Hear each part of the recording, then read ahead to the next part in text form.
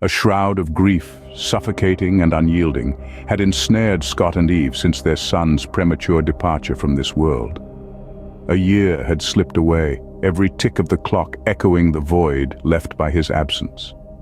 Eve finally broke her self-imposed isolation, her fingers tightly clasping a horrific effigy, a doll bearing the distorted reflection of their son's final moments. Its porcelain face, a cruel parody, bore chips in the paint and a grin that held no warmth. Scott, his heart burdened with sorrow, questioned her mental state.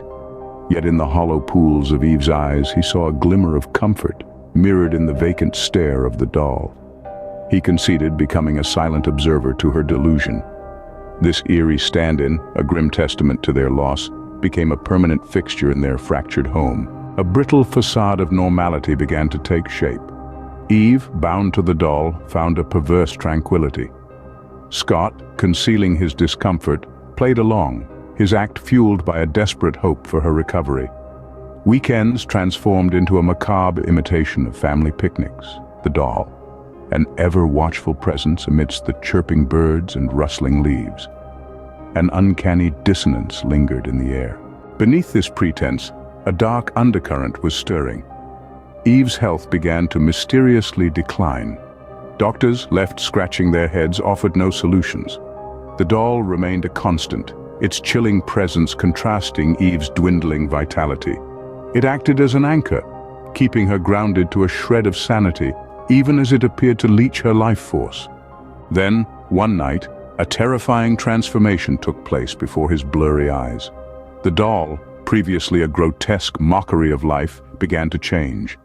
Its plastic skin transformed into a sickly imitation of human flesh. The button eyes morphed into dull, human-like orbs.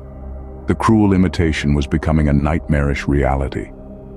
Scott, numbed by despair, barely registered this metamorphosis. The line between reality and delusion had become indistinguishable. One fateful morning, a horrific sucking sound shattered the oppressive silence. Drawn by the macabre symphony, Scott discovered a sight that defied comprehension. The doll, now a monstrous fusion of flesh and plastic, was draining Eve's life force, its proboscis a grotesque imitation of a fly's. The once doll turned its gaze upon Scott, a chilling grin spread across its face. A voice, an unsettling fusion of insect and man, foretold his impending doom. Scott, ensnared in a nightmare-made flesh, braced himself for the grotesque climax of his family's tragedy. A tale of grief, madness, and horror etched into the very fabric of their existence.